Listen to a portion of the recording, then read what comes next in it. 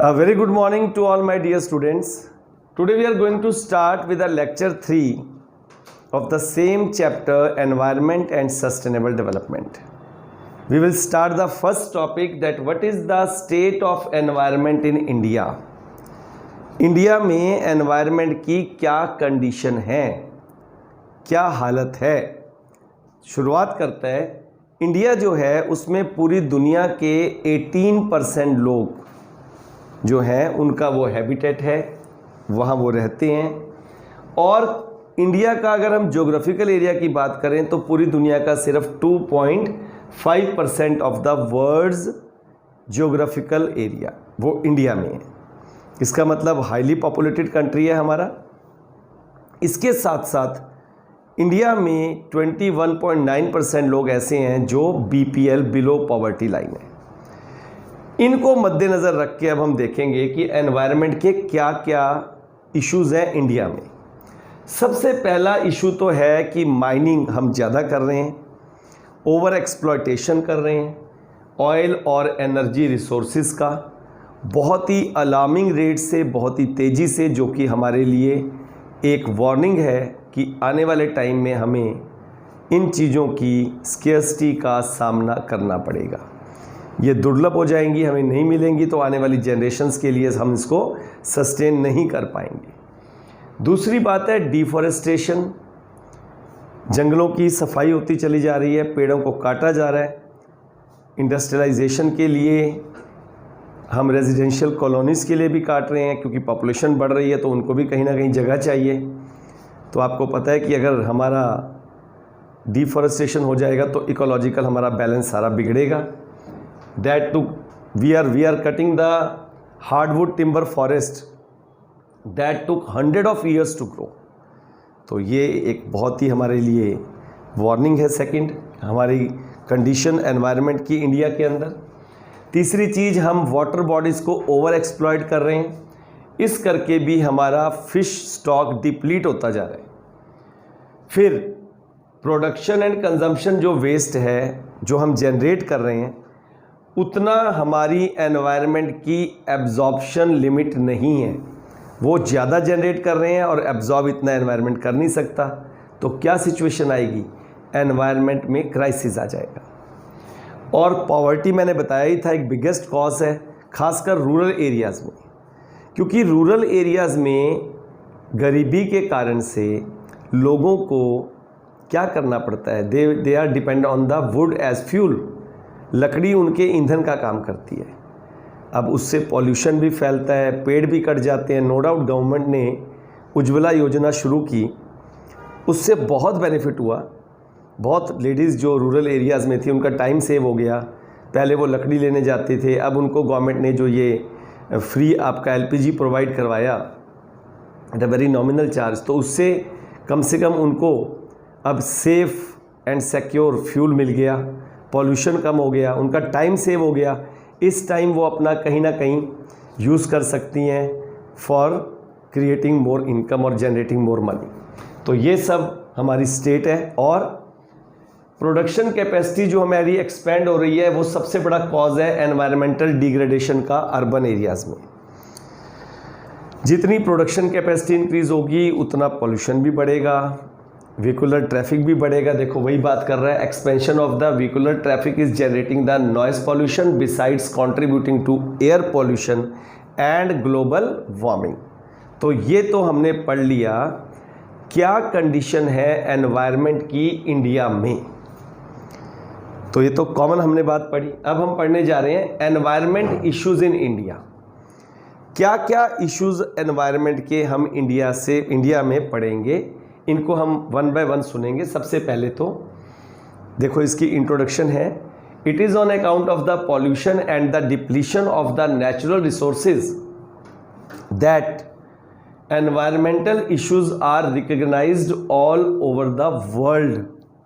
पूरी दुनिया में इसको पहचान मिल गई, क्योंकि हमारा पॉल्यूशन बढ़ता जा रहा था, नेचुरल रिसोर्सेज डिप्लीट होने लग गए थे, ग्लोबल वार्मिंग हमने पहले पढ़ा है।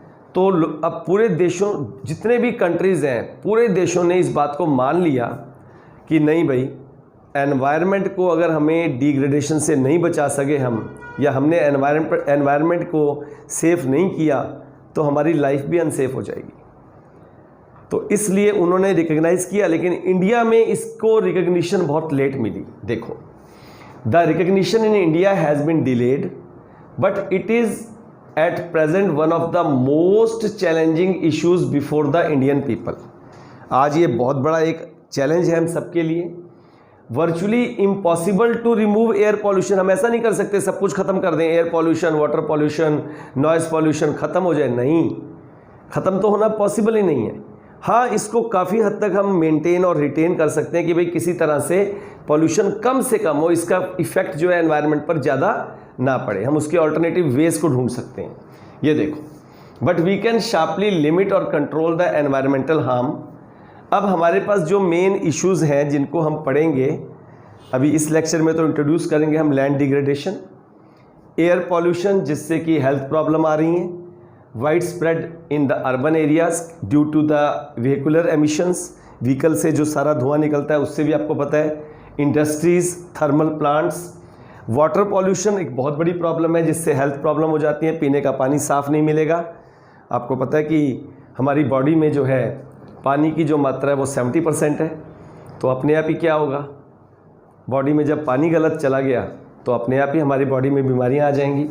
और सॉलिड वेस्ट मैनेजमेंट, हम इसको कैसे मैनेज कर सकते हैं। बायोडाइवर्सिटी लॉस, धीरे धीरे कुछ प्रजातियां ख़त्म होती जा रही हैं, birds, fishes, these loss of the mammals, birds, fishes due to the loss of habitat for them.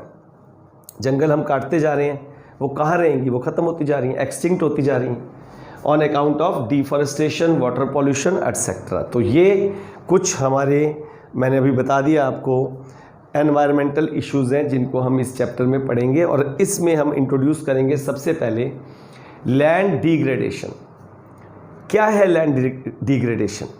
धीरे धीरे ज़मीन की फर्टिलिटी ख़त्म होती जा रही है, ज़मीन के अंदर जो न्यूट्रिएंट हैं वो ख़त्म होते जा रहे हैं। देखो, वो यही कहता है, degradation of land means loss of the fertility of land, nutrient of the soil is reducing, कम होते जा रहे हैं, danger of the earth turning barren, ज़मीन बंजर हो जाएगी तो हमें खाना कहाँ से मिलेगा, क्रॉप ही नहीं हो पाएगी।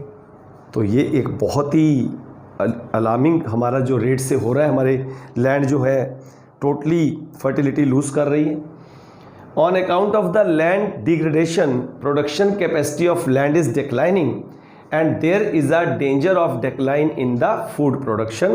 तो ये तो उसने बता दिया कि क्या है लैंड डिग्रेडेशन, किस हद तक ये हो चुका है हमारे कंट्री में, extent of the land degradation in India. कहता है 30% of the land area has been degraded through the deforestation, जंगल काटे जा रहे हैं, ओवर कल्टीवेशन, बहुत ज़्यादा हम उसको यूज़ कर रहे हैं खेती बाड़ी के लिए, सॉइल इरोजन के भी एक बहुत बड़ा कारण है, और depletion of the wetland, says a study by the ISRO in 2016। Indian Space Research Organisation ने एक स्टडी कंडक्ट की, उसने ये रिपोर्ट दी कि ये एक बहुत बड़ा कारण है कि हमारी 30% ऑफ द लैंड अब धीरे धीरे अपने उस फर्टिलिटी को लूज़ करती जा रही है। इसके बाद एक annual economic loss, the annual economic loss to the land degradation, कितना हमें लॉस हो रहा है पैसे के रूप में, and change in the land use was valued at rupees 3.17 lakh crore in 2014-15, which was 2.5% of the economies GDP। हमारी इकोनॉमी के GDP का एक 2.5% लॉस हमें हो रहा है because of this land degradation, according to a study by Energy and Resource Institute in 2018। इसके बाद अगले लेक्चर में सुनेंगे हम क्या कॉजेज़ हैं लैंड डिग्रेडेशन के, इसी तरह एयर पॉल्यूशन के बारे में पढ़ेंगे, वाटर पॉल्यूशन के बारे में पढ़ेंगे। लेकिन मेरी एक ही रिक्वेस्ट है बेटे, टॉपिक वाइज मैं आपको लेक्चर भेजता जा रहा हूँ, आप इसे ध्यान से सुनते रहो, अपने कमेंट्स ज़रूर दो मुझे ताकि मुझे पता चले कि आपको कितना समझ आ रहा है। और यहाँ मैं अपने स्कूल के बच्चों को भी कहूँगा कि आप तो गूगल मीट्स पे मेरे से पूछ सकते हो क्वेश्चंस, वहाँ पूछो। जो मेरे दूसरे सब्सक्राइबर हैं उनसे एक रिक्वेस्ट करूँगा कि आप मुझे ज़रूर अपने कमेंट्स डालते रहिए, ताकि कमेंट्स से मुझे आपका प्रॉब्लम के बारे में पता चलेगा और मैं अगली वीडियो में आपकी वो प्रॉब्लम सॉल्व करूँगा। और मुझे उम्मीद है कि आप सब बढ़िया तरीके से मेहनत करेंगे और बहुत अच्छे नंबर लेकर आएंगे। God bless you all.